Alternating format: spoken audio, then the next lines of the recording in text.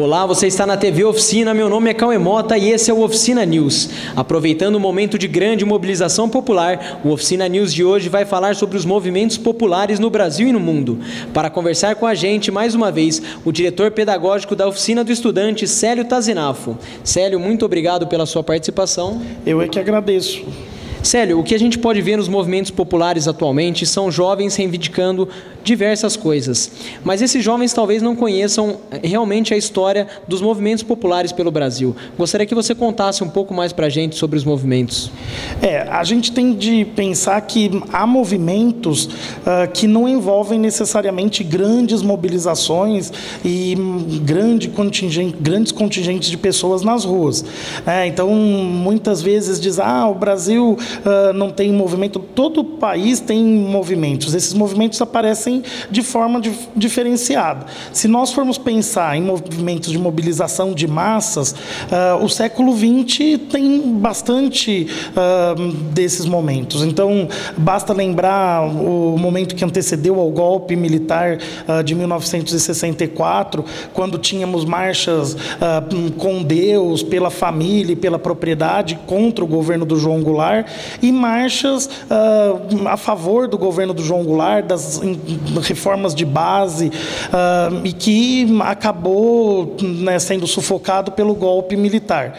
Depois temos movimentos durante a ditadura, que levam até um recrudescimento do regime com o AI-5, e os movimentos que levam a uma abertura. E o principal deles é a campanha pelas diretas já, que, se a gente for pensar, não foi vitoriosa porque a emenda Dante de Oliveira não foi aprovada, mas garantiu uma mobilização muito grande depois de uma ditadura que tinha desmobilizado os setores mais, vamos dizer, politizados do país. Um pouco mais recente, a gente tem um movimento dos Cara Pintadas, que contribuiu decisivamente para o impeachment do então presidente Fernando Collor, e movimentos difusos, que são setorizados, relacionados a demandas específicas, como, por exemplo, as passeatas e marchas dos homossexuais pelos direitos civis, que ganharam grande repercussão do final dos anos 90 para cá. Então, os movimentos que a gente vê agora são muito abrangentes, mas se formos pensar que tem outros que aconteceram com demandas bem específicas, rompe um pouco essa ideia de que fazia 30 anos, 20 anos que os brasileiros não se mobilizavam. É que, dessa vez, as coisas estão mais difusas, com uma mobilização de setores bastante diferentes. Mas a gente tem mobilizações específicas recentes na história nacional. Célio, em relação ao mundo, qual movimentos populares históricos é interessante citar do mundo?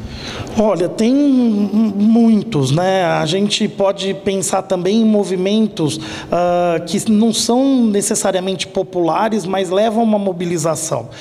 Se formos pensar na Magna Carta, que é o primeiro documento, entre aspas, constitucional que a gente tem, que foi assinado pelo rei João Sem Terra na Inglaterra, ela é fruto da rebelião dos barões, dos grandes proprietários feudais da Inglaterra naquele período de transição para a Idade Moderna. Então, houve uma mobilização? Houve. Foi uma mobilização dos servos, dos setores, vamos dizer, mais populares daquele período? Não. E também nenhuma mobilização de burgueses, que não existiam naquela altura. Também a gente pode pensar na mobilização aristocrática que antecedeu a Revolução Francesa e levou o rei Luís XVI a convocar os Estados Gerais.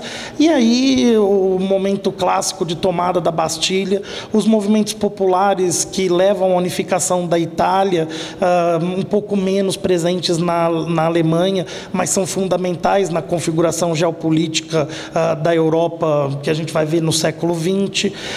E os recentes, tem a Primavera Árabe, protestos contra regimes de exceção e que ainda são muito reprimidos. O massacre da Praça da Paz Celestial na China é um movimento muito importante e que foi, infelizmente, infelizmente, sufocado e com os setores envolvidos bastante desmobilizados. Então, sempre temos os que resistiram ao golpe contra o Gorbachev em 91 e acabaram acelerando o processo de fim da União Soviética sem que resultasse num banho de sangue, né? Se a gente pensar na própria eleição do presidente Obama, também levou centenas e centenas de americanos que não votavam a votar e a comícios, coisa que a gente não via no país há muito tempo, não na reeleição, que foi mais morna, mas na primeira campanha. Então, são movimentos que nem sempre são vitoriosos, mas que devem ser lembrados como importantes e que mobilizaram amplos setores da sociedade. Célio, chegando nos dias atuais e nos atuais protestos, todos os protestos que você citou, eles partiam de uma base, de um objetivo em comum. Hoje em dia, nós começamos a ver os protestos reivindicando inicialmente o valor da tarifa dos ônibus, do transporte público, e depois diversas opiniões, diversas reivindicações. Você acha que essa falta de um objetivo em comum, ela é prejudicial aos manifestos? Eu acho que tende a diminuir o volume de participantes. É lógico que causas importantes como a melhoria da educação básica, acesso à universidade, melhoria no sistema de saúde, diminuição da corrupção, são objetivos constantes. Não dá para dizer, olha, vamos conseguir chegar ao ponto perfeito de forma que não vai precisar mais ninguém se mobilizar nesse sentido. Agora, se nós não temos uma reivindicação pontual, direta, a mobilização fica mais difícil. Eu acredito que esses movimentos sejam mais importantes pela demonstração de que a sociedade brasileira não admite autoritarismos e não admite uma volta a regimes de exceção. Eu imagino que se não fosse a atuação desastrada das polícias militares contra os jovens que protestavam contra o aumento de 20 centavos, nós não teríamos chegado a esse potencial tão significativo de mobilização. Se tem alguma coisa que eu acho que alinhava a presença de todos, é o grito de que, olha, nós podemos nos manifestar, e a PM não pode impedir, porque, afinal de contas, vivemos num país democrático. É óbvio que tem setores no interior desses movimentos mais radicais, que é o que tudo indica são minorias, partem para saques, para destruição de até patrimônio público, como a Assembleia Legislativa do Rio, mas a grande maioria foi às ruas para dizer que eles podem ir às ruas sempre que estiverem insatisfeitos. E se não tivéssemos bala de borracha, gás lacrimogênio, spray de pimenta, com certeza seria mais difícil mobilizar tanta gente. Fosse em torno dos 20 centavos, ou em torno do combate à corrupção, ou do projeto de emenda constitucional que diminui o poder do Ministério Público.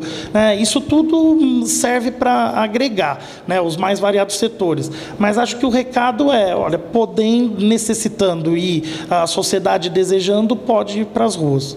Célio, até onde você acha, até onde você acredita que esses movimentos populares podem influenciar nas decisões dos políticos ou na mudança de um país?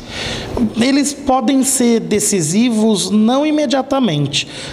Na falta de uma reivindicação mais precisa, eles podem garantir que os problemas ganhem a pauta das autoridades e passem a ser discutidos com mais seriedade durante os processos eleitorais. Esse movimento em si, que começou pela redução do valor da passagem de ônibus em São Paulo e se alastrou pelas outras capitais e outras cidades de porte médio e grande do país, foi vitorioso. A gente tem mais redução do que aumento. Quem anunciou que aumentaria voltou atrás. Então, de alguma forma, um objetivo imediato e específico foi atingido. Mas colocar em pauta outros assuntos e mostrar que não é com qualquer lenga-lenga que se convence a população é mais importante até a médio e longo prazo do que uma conquista imediata como a que a gente teve em torno dos 20 centavos em São Paulo. Célio, Para finalizar, qual perspectiva é possível traçar a partir desse momento em que as redes sociais ganham muita força, principalmente em convocando os jovens para a rua? Eu acho que é possível a gente ter certeza de que qualquer ideário ditatorial, autoritário, não tem vez no país. Então, independente do que se reivindique, independente do que se quer mais imediatamente, a população não está disposta a não ser ouvida, a ser deixada de lado. E isso eu acho mais importante. Então, se pode modular as pautas do Congresso, se pode modular os debates eleitorais, esses movimentos são, sem dúvida, vitoriosos. Célio, muito obrigado pela sua participação e você pode mandar sugestões para o nosso Oficina News através do e-mail imprensa@oficinadoestudante.com.br. A gente se vê, muito obrigado pela sua atenção. Tchau, tchau.